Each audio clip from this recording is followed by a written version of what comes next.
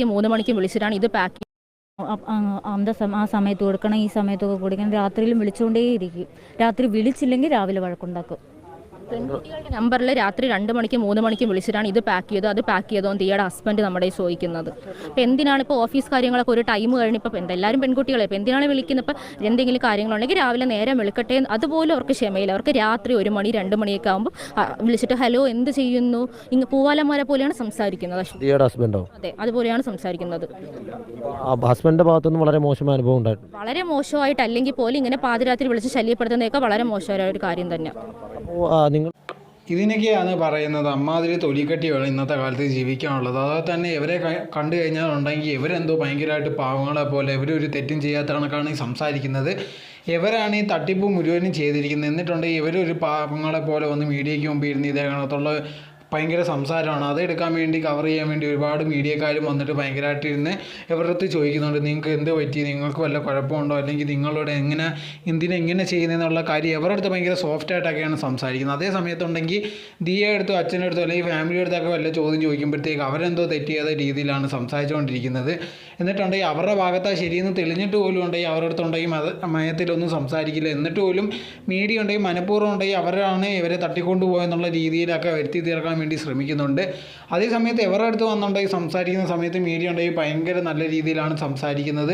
ഭയങ്കരമായിട്ട് ചോദ്യങ്ങളോ അങ്ങനത്തുള്ള ഒരു കാര്യങ്ങളോ ഒന്നുമില്ല. ഇവരാണ് ബാധിക്കപ്പെട്ട രീതിയിലാണ് സംസാരിക്കുന്നത്. എല്ലാ തെളിവുകളും ഉണ്ടെങ്കിൽ അവരുടെ കുടുംബം കൊടുത്തിട്ടുണ്ട്. ദിയയുടെ കുടുംബം ഇവരാണ് തെറ്റ് ചെയ്തത്, ഇവരുണ്ടെങ്കിൽ ഇത്രയും പൈസ അടിച്ചുകൊണ്ട് പോയി എന്നുള്ള എല്ലാ തെളിവുകളും കൊടുത്തിട്ടുണ്ട്. പക്ഷേ ഇതുവരെ ഉണ്ടെങ്കിൽ ഇവരുടെ ഭാഗത്ത് നിന്ന് ഒരു തെളിവുകളും ഉണ്ടെങ്കിൽ പോലീസിന് ആർക്കും ഇതുവരെ കൊടുത്തിട്ടില്ല. സാധാരണ രീതിയിലുണ്ടെങ്കിൽ ഇവർ വിളിച്ച് പറയുന്നതല്ലാതെ ഇത് വേറൊരു കാര്യങ്ങളും ഇല്ല. ഞങ്ങളോട് ഇങ്ങനെ കാണിച്ച്, ഞങ്ങളോട് ഇങ്ങനെ ചെയ്ത്, ഇതേ കണക്ക് ചെയ്ത് അതേ കണക്ക് ചെയ്തെന്ന് പറയുന്നതല്ലാതെ വേറെ വലിയ തെളിവുകളോ അങ്ങനത്തുള്ള ഒരു കാര്യങ്ങളും ഇല്ല. അതേ സമയത്തുണ്ടെങ്കിൽ അവരുണ്ടെങ്കിൽ ഒരുപാട് തെളിവുകൾ കൊടുത്തുകൊണ്ടിരിക്കുകയാണ് ഇവർക്കെതിരെ. എന്നിട്ട് അവർക്കെതിരെയാണ് ഏറ്റവും കൂടുതൽ പ്രശ്നങ്ങൾ വന്നുകൊണ്ടിരിക്കുന്നത്. അത് നമ്മുടെ നാട്ടിലെ മെയിനായിട്ട് പ്രശ്നം എന്ന് പറയുന്നത് ഇതേ കണക്ക് പാവപ്പെട്ടവരല്ലെങ്കിൽ പണക്കാരെന്ന് ഒരു വിഷയം വരുമ്പോഴത്തേക്കും പണക്കാരുടെ ഭാഗത്തെ ശരിയെങ്കിൽ പോലും ആൾക്കാർ ഏറ്റവും കൂടുതൽ സഹായം അല്ലെങ്കിൽ ആൾക്കാർ സപ്പോർട്ട് ചെയ്യുന്ന ഏറ്റവും കൂടുതൽ ഈ പാവങ്ങളുടെ കൂടെ ആയിരിക്കും. കാരണം എന്ന് പറയുന്നത് ആൾക്കാരുടെ മനസ്സിൽ എപ്പോഴും ഉണ്ടെങ്കിൽ പണക്കാരന്മാരെപ്പോഴും ഉണ്ടെങ്കിൽ ഭയങ്കര ദുഷ്ടന്മാരും അവന്മാരാണ് എല്ലാവരെയും ഉപദ്രവിക്കുന്നത്, അല്ലെങ്കിൽ എല്ലാവരോടും ഭയങ്കരമായിട്ട് പക്ഷഭേദം കാണിക്കുന്നതിനുള്ള രീതിയിലാണ്. സോ അതുകൊണ്ട് തന്നെ ഇപ്പോൾ പാവപ്പെട്ടവരെന്തെങ്കിലും തെറ്റ് ചെയ്താൽ പോലും ഉണ്ടെങ്കിൽ വിചാരിക്കുന്ന പണക്കാരുടെ ഇതേ കണക്കത്തുള്ള കാര്യങ്ങൾ ചെയ്തിട്ടുണ്ടെങ്കിൽ അവരുടെ തലയിൽ അടിച്ച് കെട്ടി വെച്ചേക്കുന്ന ഒരു മൈൻഡ് സെറ്റ് ഉണ്ടെങ്കിൽ എല്ലാവർക്കും ഉണ്ട്. സോ അതേ ഒരു കേസ് തന്നെയാണ് ഇതും. അതുപോലെ തന്നെ ഉണ്ടെങ്കിൽ കൃഷ്ണകുമാറിനെതിരെ നേരത്തെയും ഒരുപാട് പ്രശ്നങ്ങളുണ്ട്. സോ അതോടെ തന്നെ അദ്ദേഹം നിൽക്കുന്ന പാർട്ടി ഉണ്ടെങ്കിൽ ആൾക്കാർക്ക് അത്ര ഇഷ്ടമില്ലാത്ത ഒരു പാർട്ടിയാണ് അത് കേരളത്തിൽ എന്ന് പറയുന്നത്. സോ അങ്ങനെ നിൽക്കുമ്പോഴത്തേക്ക് അവർക്കെതിരെ ആ കുടുംബത്തിനെതിരെ ഇതുപോലത്തുള്ളൊരു കേസ് വരുമ്പോൾ തീർച്ചയായിട്ടും ഉണ്ടെങ്കിൽ ആൾക്കാർ അധികം സപ്പോർട്ട് ചെയ്യാൻ നിൽക്കത്തില്ല. സോ ഈ 3 പെൺകുട്ടികളുണ്ടെങ്കിൽ ഇതുവരെ ഉണ്ടെങ്കിൽ അവരുടെ ഇതേ കണക്ക് അവർക്ക് സംഭവിച്ചിട്ടുണ്ടെന്നല്ല കാര്യങ്ങൾ പറയുന്നത്, അല്ലാതെ ഒരു തെളിവ് ഇതേ കണക്ക് കൊടുത്തിട്ടില്ല.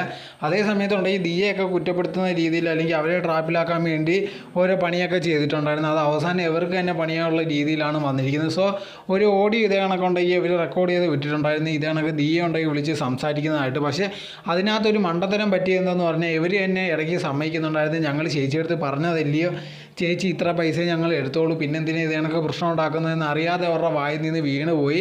അതുണ്ടെങ്കിൽ ഏറ്റവും വലിയ മണ്ടത്തരം എന്ന് പറയുന്നത് ഇവരുണ്ടെങ്കിൽ അത് ഇവർ തന്നെ റെക്കോർഡ് ചെയ്തതിന് ശേഷം അത് എഡിറ്റ് ചെയ്യുക അങ്ങനത്തുള്ള ഒരു കാര്യങ്ങളോ ചെയ്യാതെ അതുണ്ടെങ്കിൽ നേരിട്ട് അങ്ങ് പോസ്റ്റ് ചെയ്യുകയാണ് ചെയ്തത്. സോ അതിന് ശേഷം ഇവർ തന്നെ ഉണ്ടെങ്കിൽ ദിയയ്ക്കൊക്കെ വേണ്ടി ഒരു തെളിവ് കൊടുത്തിരിക്കുകയാണ്. ഇവർ തന്നെയാണ് തെറ്റ് ചെയ്തതെന്നുള്ളൊരു സാക്ഷ്യപ്പെടുത്തുന്ന രീതിയിൽ ഒരു തെളിവ് അങ്ങനെ കിട്ടുകയും ചെയ്തിട്ടുണ്ട്.